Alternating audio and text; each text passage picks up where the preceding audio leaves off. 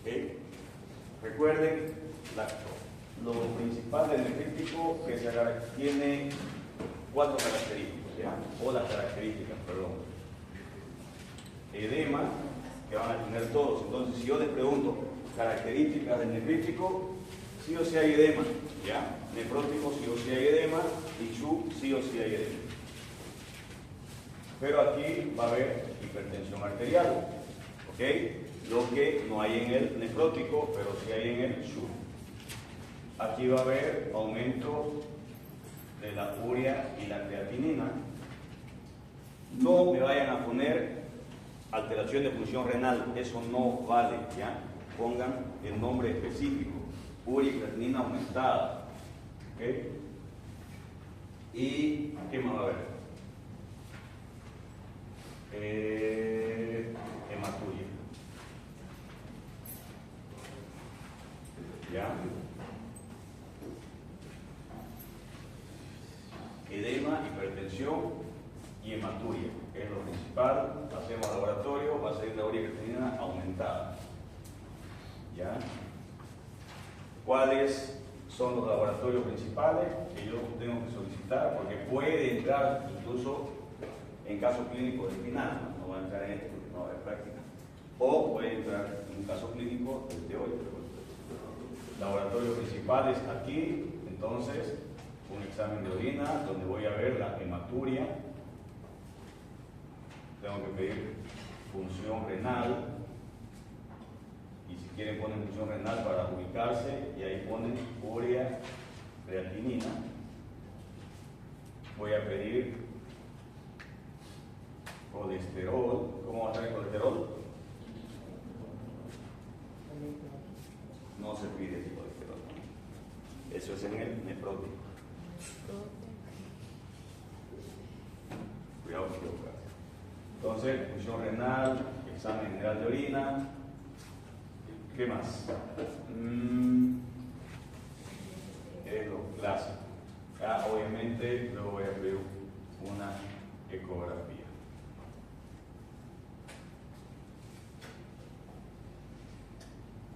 Muy bien.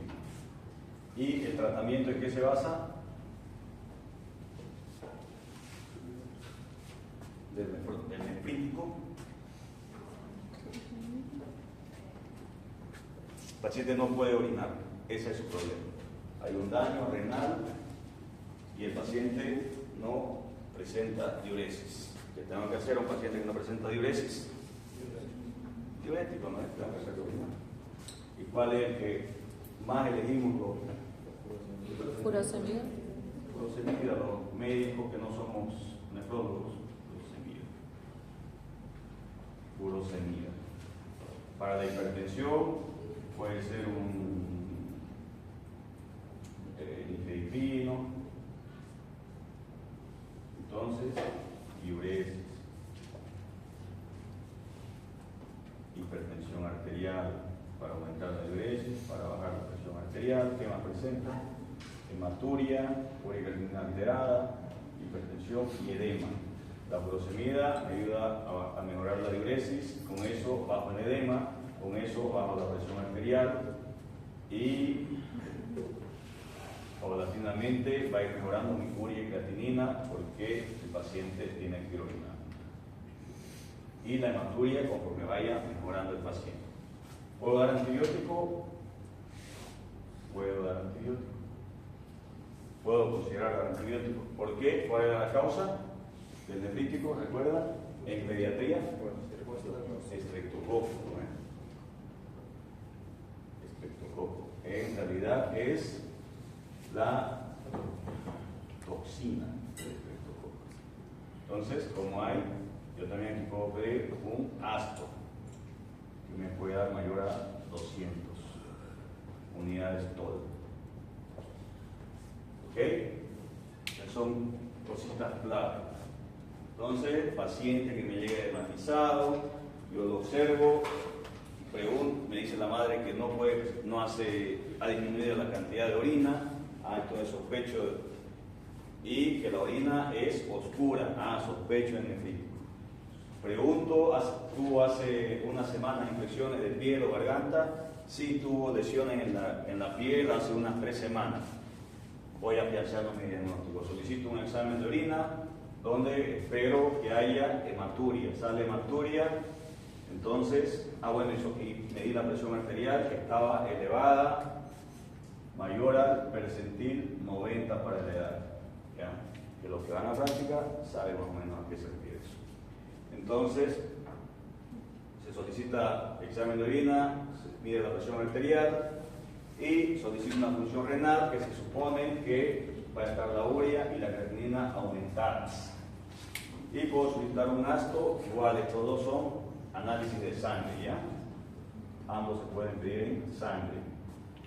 Y solicito una ecografía para ver, que mejor si es Doppler, para ver cómo está esa perfusión a nivel renal.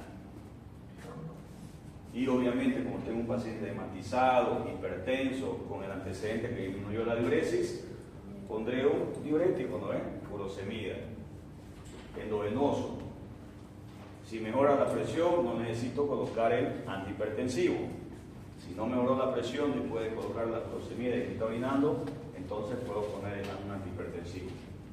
Y puedo dar antibióticos si es que mi ASTO está muy elevado para disminuir esa cantidad de tóxicos.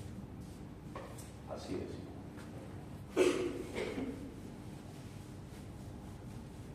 El segundo es nefrótico.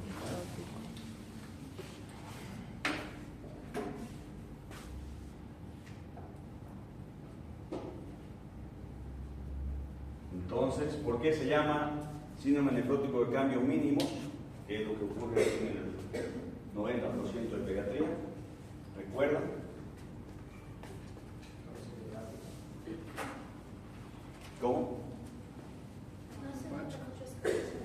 Perfecto, entonces yo cuando hago un corte de ese riñón y observo a nivel del microscopio, no hay cambios a nivel de la nefrona, ¿no? Bien, perfecto. Y el daño es producido ¿por quién? Por mi mismo sistema inmunitario. Los linfocitos T empiezan a atacar o, bueno, así sería, digamos, a producir daño a nivel de membrana basal glomerular, específicamente podocitos. ¿Recuerdan?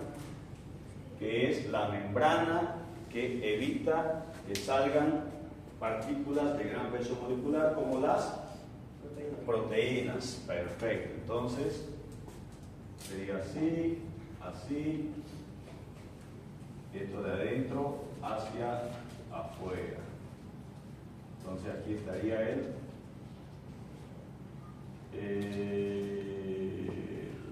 pocito, digamos, membrana basal glomerular, y empieza a aumentar la permeabilidad y empieza a eliminar proteínas. Muy bien, entonces este es otro paciente que me llega hematizado. Pregunto a la madre, es un paciente tranquilo, generalmente a diferencia del nefrítico. El nefrítico es más irritable por el hecho de que está la presión arterial elevada. Este paciente no presenta generalmente presión arterial elevada, generalmente. Y un paciente tranquilo, orina, no orina, sí doctor, orina. ¿Y cómo es orina? ¿Ha habido algún cambio? Sí, generalmente es espumosa. Muy bien. Entonces, las características de este paciente. Una, edema, obviamente, no del pelo, ahí lo que pongo edema. Luego, va a presentar proteinuria. Entonces, esa orina espumosa es porque hay proteínas ahí. Solicito un examen de orina, va a haber proteinuria. Si hay proteinuria, ¿qué significa? Que pierde proteínas por orina. Entonces, ¿cómo van a estar las proteínas en sangre? Baja, ¿no es? Baja. Hipoalbuminemia. Eso es lógico. Si yo pierdo por algún lado, van a disminuir a nivel de la sangre. Entonces, edema, proteinuria, hipoalbuminemia. Muy bien. Esas son las características de un paciente nefrótico. Solicito laboratorio, ¿no? Muy bien, entonces señora, yo veo que su niño tiene edema, usted me dice que está orinando normal, y la presión arterial no está demasiado elevada y hay orina espumosa. Perfecto. Antecedente de infección, no ninguno. Clase normal de la señora, generalmente el nefrítico puede aplicar a clase baja, por malos cuidados, etc. Muy bien, entonces lo primero y más fácil que solicito, un examen de orina, donde va a haber proteinuria, ¿no es? Proteinuria. Muy bien, al mismo tiempo solicito también examen de sangre. Entre los exámenes de sangre voy a solicitar proteínas y me va a venir la albúmina sobre todo disminuida. ¿Ya? Voy a solicitar colesterol. ¿Cómo va a estar el colesterol? ¿Por qué se eleva? ¿Recuerdan? Porque el hígado va a tratar de compensar la ausencia de la proteína. Muy bien, entonces el hígado trata de compensar la disminución de albúmina y al mismo tiempo que produce proteínas, produce lipoproteínas y entre ellas, que más se eleva, colesterol va a estar mayor a 200, ¿no es? Y este va a estar menor a 2.5. Incluso los criterios dicen que menor a 3 ya se considera hipoglutemiemia. Muy bien. Y incluso en el examen de orina puede haber también lipiduria. ¿Ya? Puede haber, no es característico. Puede haber, pero aquí sí. Ya entonces solicito un examen de orina, proteínas, colesterol. Ay, caramba. Un laboratorio sumamente importante que tengo que solicitar en el nefrítico era el C3, ¿no es? Es muy importante, es el principal, ¿ya? El principal laboratorio del nefrítico es el C3. ¿Por qué? Porque es el complemento que une el antígeno con el anticuerpo para que haga la acción. Muy bien, entonces tengo estas características, recibo el laboratorio, me sale con proteinuria, me sale el laboratorio de sangre con 2 de albúmina y el colesterol más de 200. Entonces son características de un nefrótico. Entonces voy a solicitar un laboratorio que se llama orina de 24 horas, que es donde van a medir más específico la cantidad de albúminas o de proteínas que va a eliminar en todo un día. Significa que ese niño va a empezar hoy a las 3 de la tarde a orinar en un recipiente, no necesita ser estéril porque no es para ver si hay infección o no. Y mañana a las 3 de la tarde llevamos al laboratorio y ahí van a medir exactamente la cantidad de proteínas. También va a estar disminuida la antiglobulina 3, entonces tiende a tener trombos, van a estar disminuidas las inmunoglobulinas porque también son proteínas que se eliminan y por eso tiene tendencia a tener infecciones. Perfecto. Tratamiento principalmente, ¿cuál es? Prednisona, ¿no es? Ese es el tratamiento principal. ¿Por qué se da prednisona? ¿Cuál sería su lógica para pensar que el tratamiento es un corticoide?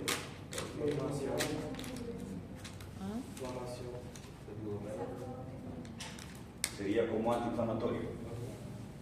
¿Alguien más? No sería para bajar la inmunosupresor. Supresor, perfecto. Entonces, eso, recuerden que el paciente está siendo atacado por el sistema inmune, entonces necesito dar inmunosupresores, ¿no es? Perfecto. Entonces, prednisona. ¿Se da albúmina? Sí, solamente cuando hay anasarca y desconfort respiratorio. ¿Por qué? Porque yo tengo que resolver la emergencia de un paciente que tengo con anasarca. ¿Por qué? Porque hay mucho líquido intersticial y poco intravascular. Entonces, si le pongo albúmina intravascular, tiende a atraer ese líquido intersticial al intravascular y obviamente a orinar al paciente, pero lo saco de su emergencia mientras va haciendo efecto el tratamiento principal, que son los corticoides. Bien, ese es un resumen ultra mega 2.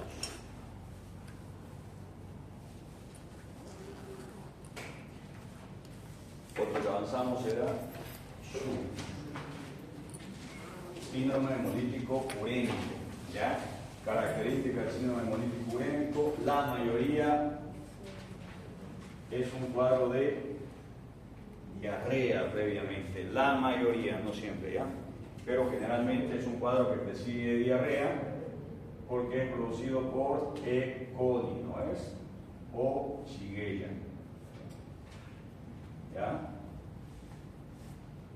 Sobre todo es por su toxina, la toxina Shiga, ya produce un daño a nivel del glomérulo y obviamente también va a venir con edema, como los otros casos, presenta edema. Casi vendría a ser similar al nefrítico, ¿ok? Es un paciente que presenta edema, también no presenta diuresis, la orina puede estar colúrica y puede haber hipertensión arterial. Entonces, ¿por qué? Porque también hay daño a nivel del glomérulo. Pero las características principales, como su nombre lo dice, hemolítico urémico, aparte del edema va a haber anemia, va a haber urea elevada. Obviamente, al elevarse la urea también se puede elevar la creatinina. Y muy importante, plaquetopenia o trombocitopenia. Entonces, estas son características muy importantes. Anemia, plaquetopenia, urea y creatinina elevada. ¿Por qué se da la anemia? Porque hay una microvasculatura, ¿no? Ese daño produce edema a nivel de los vasos más pequeños, sobre todo los del riñón. Se hacen tan delgaditos, entonces lo que tendría que haber sido una luz normal así, ahora tenemos una luz así, ¿ya? Entonces, antes ese glóbulo rojo que pasaba por una luz ahí, ahora tiene la luz más disminuida, tiene que pasar por este espacio, ¿ya? Aparte que disminuyó la luz al producir ese daño a nivel de los vasos, que hay trombos, ¿no es? Tromboplaquetarios.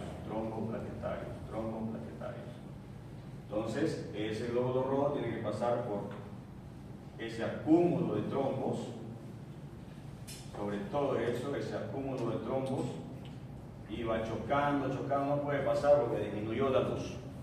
Entonces, ¿qué sucede? Ese glóbulo rojo que entró intacto sale destruido, ¿ya?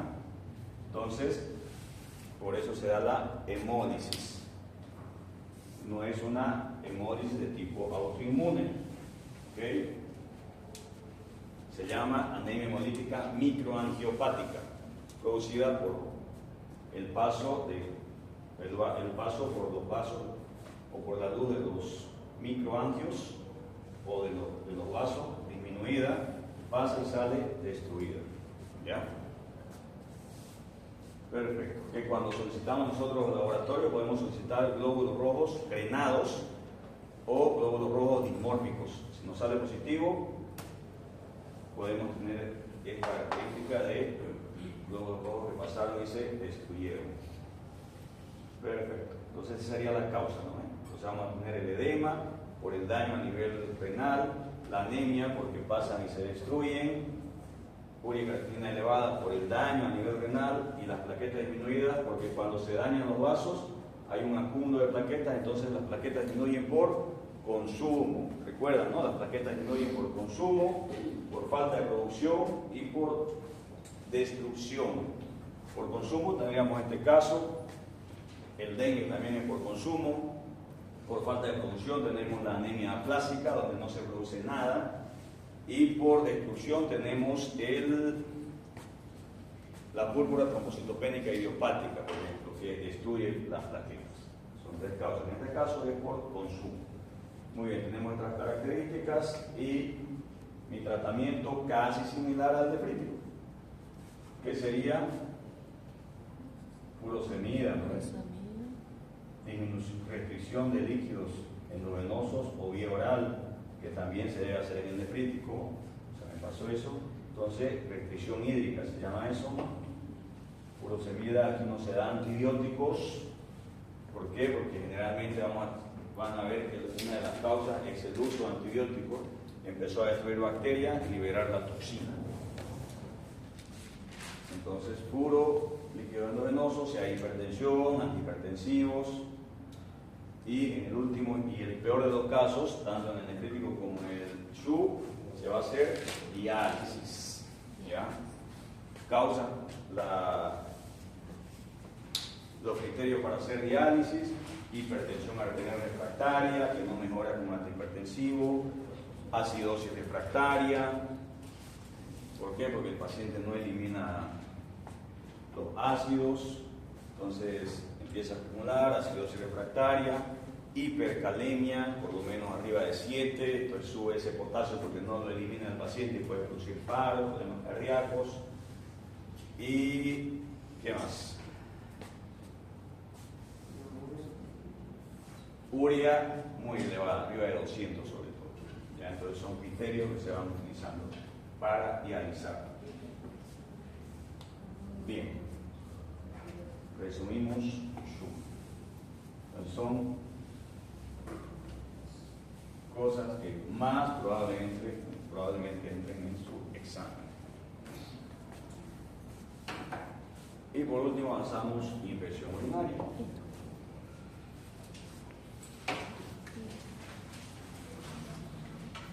Y principal causa, E. coli, ¿no es? Principal clínica es un síndrome febril sin foco. Generalmente no hay mucha característica clínica. Exageradamente yo puedo tener en lactantes orina mal oliente. Y obviamente si el paciente ya es preescolar, ya puño percusión positiva, o sea, dolor lumbar, disuria, polaquiuria, ¿no es? Pero en los lactantes, sagradamente voy a encontrar orina mal oliente.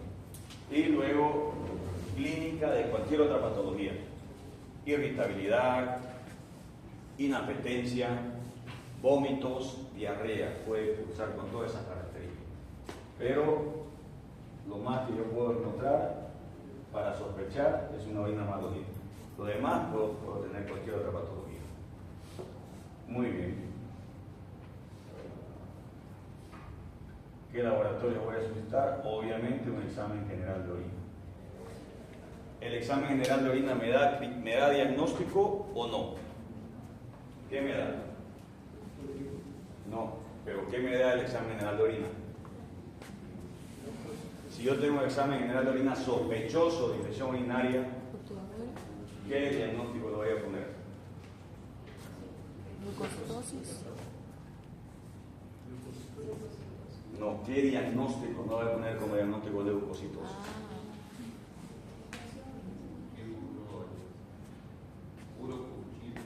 ¿Qué es diagnóstico le voy a poner? Infección urinaria. Si ya confirmó. Si yo tengo un diagnóstico sospechoso de infección urinaria, sospecha de infección urinaria, me van a poner ahí. Entonces, las características ya saben: leucocituria, nitritos y bacteriuria. ¿Puede haber piocitos? Sí, puede haber. Pero ya ni cómo fallarle, ¿no? Y luego yo solicito puro cultivo. Ese me da el diagnóstico, ¿no es? Aquí yo digo sospecha, aquí confirmo con el puro cultivo. Que lo puedo hacer de tres formas. ¿Cuál era el más confiable? Función suprapúbica, es el más confiable. ¿Y cuáles son las características que yo tengo que saber del más práctico, que es una bolsa colectora? ¿Cuáles son las características principales que yo como médico debo saber para confiar en ese diagnóstico? Es muy importante porque eso ya es práctica. Perfecto. Asepsia y antisepsia y cambiar cada 30 minutos. Eso es muy importante porque ustedes van a solicitar, y si no van a solicitar, van a tener familiares a los que le hacen un examen de orina y ustedes tienen que preguntar si hicieron de esa forma, ¿no? Porque muchas veces, y últimamente he visto que hacen así, le dan a la mamá y la mamá le pone. Y después de 2 horas vuelven y hizo orina, sí, aquí está la orina. Mal tomada. Y eso es porque no. Muy bien, entonces confirmo como urocultivo y tratamiento. Y siempre hay que pedir una ecografía, ¿no es? ¿Para qué la ecografía? Para descartar malformaciones. Y otra cosa que puedo pedir también, que en algunos libros entra como si la ecografía me da indicios que hay reflujo vesicoureteral, entonces pediría uretrografía visional, ¿no? En otro libro dice que, en otro protocolo, dicen que ya es parte del flujograma de análisis, digamos, examen de orina, urocultivo de ecografía y uretrocitografía visional, ¿ya? Para ver que no haya reflujo. Entonces, el tratamiento generalmente pueden dar amoxi más flavulante. No den amoxi puro, ¿ya? La amoxicilina pura no tiene buen efecto en la infección urinaria. Tienen que dar amoxi más flavulante. Amoxicilina puro es para infecciones respiratorias. También pueden dar cefixima, pero este es de preferencia, ¿ok? Cefixima creo que en Brasil no sé actualmente.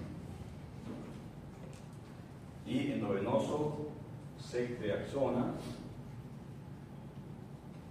cefotaxima, amikacina. Siempre teniendo en cuenta que este es nefrotóxico. Entonces, si hay alteración renal, prefiero ceftriaxona que no se filtra en riñones. ¿Ya? Nunca se olviden que si ustedes tienen un examen de orina con sospecha de infección urinaria, tienen que sí o sí solicitar urocultivo. No iniciar tratamiento antes del urocultivo, porque eso está mal. A veces tardé demasiado, doctor, dice la mamá, porque no le pude hacer para el examen de orina. No me puede dar así el tratamiento nomás. Yo no, ya le daré así. Y no va bien el paciente. Le dan 3 días de tratamiento y viene la madre después. Doctor, usted no me está haciendo bien. Y yo no, ¿cómo no dice urocultivo? Dice, no, ya es tarde. ¿Por qué? Porque si usted le hace un urocultivo, por el uso de antibióticos, les puede salir negativo. Entonces eso me muestra un falso negativo. ¿Saben la diferencia, no, de ese significado de falso negativo y falso positivo, ¿no? Bien, si alguien no lo sabe puede preguntar, pero si no pregunta es porque todos saben. Perfecto, no es más. Esos son los 4 temitas que he avanzado y muy fácil. ¿Tienen alguna pregunta sobre los temas que ya avanzamos?